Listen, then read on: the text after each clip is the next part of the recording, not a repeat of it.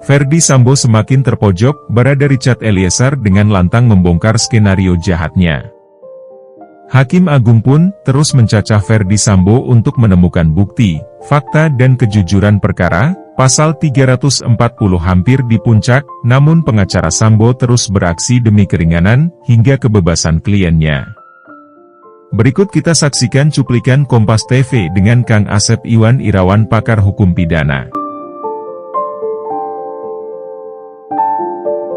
Selamat malam Kang Asep. Semangat selalu. Semangat selalu. Menurut Anda setelah sidang kemarin siapa yang menjadi kurang semangat mendengar kesaksian Eliezer? Yang tadi menembak lagi kurang semangat karena dibongkar. Karena fakta di kejadian itu kan ada 5 orang, ada PC, ada FS, ada KM sama RR. Ya. KM kan menyangka, tidak tahu, tidak mendengar. Artinya tinggal 3 orang kan. Kalau 3 orang berarti 3 itu. Nah, udah mengakui menembak.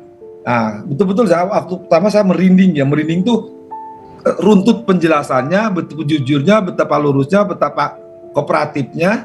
Tapi setelah merindingnya mengerikan sekali kejadian bagaimana penembakan itu dilakukan kan. Dan nembak, dia keluar kan 3 atau 4 kali, itu cocok dengan kesaksian yang lain. Ya, artinya dengan pistol dan pelurunya, keluar selongsongnya 15, keluar 3, oke lah misalkan. Tapi yang lebih mengerikan lagi kan ada pistol yang kemudian jadi perdebatan masalah sarung tangan, dia bawa atau tidak. Tapi kan ada saksi mengatakan Ridwan dia nembak, Arif mengatakan dia nembak, dia ketemu bahwa itu. Apalagi diperkuat oleh yang di tempat kejadian kan pilihannya yang tahu tinggal PC sama kalau PC yakin tidak akan menyangkal kan. Ya. Kejujuran apalagi Eliezer menjadi justice collaborator begitu ya. Tidak sembarangan orang dijadikan JC itu melalui asesmen, penilaian yang sangat, dan terbukti kan selama ini konsisten. Tidak pernah kalau kesaksian palsu kita pernah belajar bagaimana Susi, bagaimana Koni diperingatkan berkali-kali. Kan dari mulai kesaksian sebelumnya, apalagi kemarin membuka aib semua itu, kan hakimnya malah terpesona, ternganga semuanya kan. Kalau dia bohong pasti bohong kamu, tidak masuk akal. Kan tidak.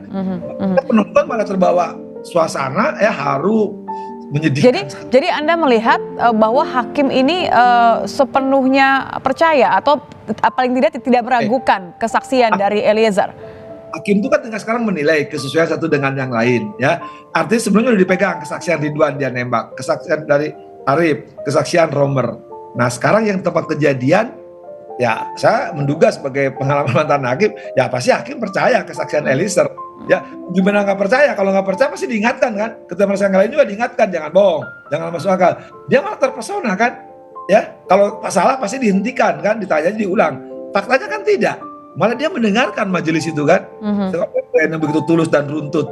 Ya, malah kan boleh dikatakan saya di luar dugaan saya ya, kalau saudara tambahan. Dia ditanya penasihat hukum yang pertanyaannya ngawur, dia nanya maksudnya yang mana tuh?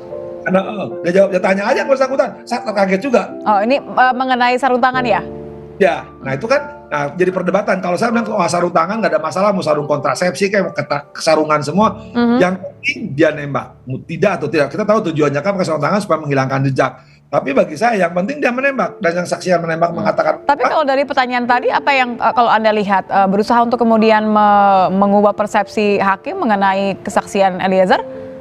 Ya, kesaksian Eliezer saya kira yang didukung oleh kesaksian sebelumnya.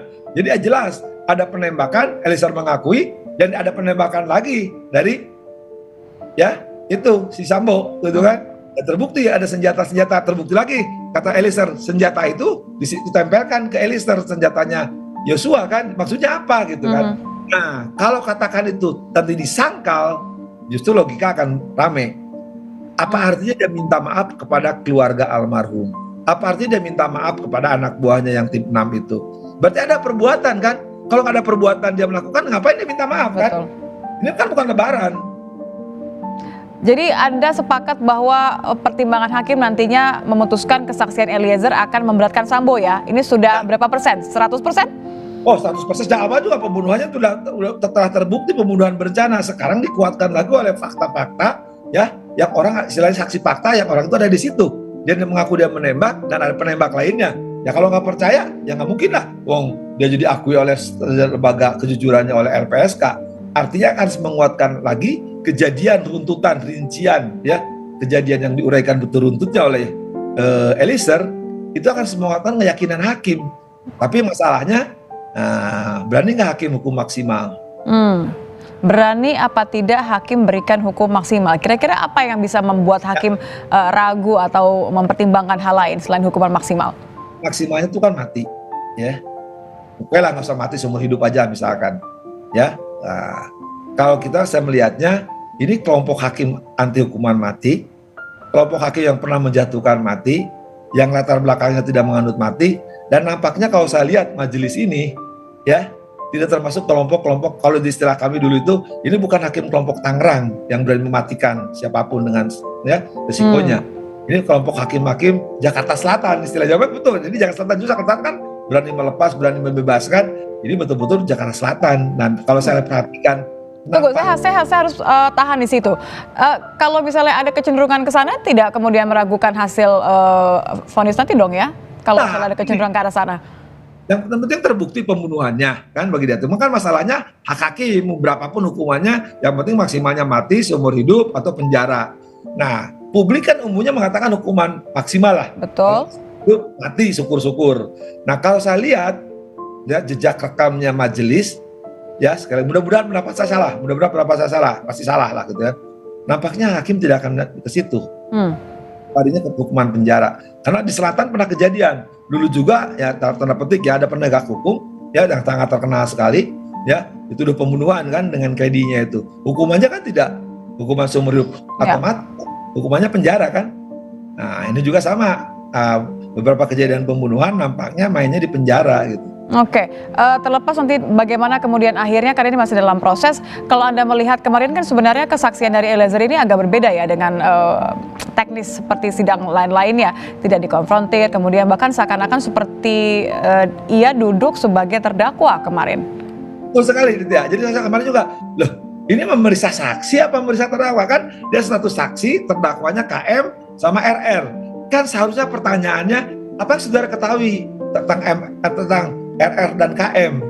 Malah kan dimulai seperti ya ini benar sekali, ditanya latar belakang, siapa dia, bagaimana dilakukan. Loh, itu pertanyaan untuk terdakwa. Makanya nanti pertanyaannya ketika RR ya sekali lagi ketika Eliezer ya Richard Eliezer RE ini menjadi terdakwa, kalau saksi kan apa yang mau ditanyakan lagi? Semua udah diceritakan sebagai saksi kan? Betul. Jadi Anda mengira ini kenapa kemudian perlakuannya berbeda?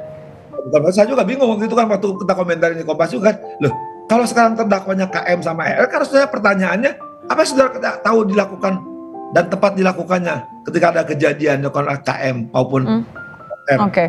Malah kan ditanya perbuatannya dia di tempat kejadian ya, sampai bagaimana diperagakan menembaknya dan seterusnya. Loh, itu pertanyaan untuk sebagai terdakwa. Makanya tadi siapa pertanyaannya? Kelak nanti kalau jadi terdakwa mau nanya apa? Kalau semua pertanyaan sudah. Dan Eliezer dengan tulusnya kan, dengan lugunya ketika ditanya juga ada menjelaskan semuanya secara detail begitu ya.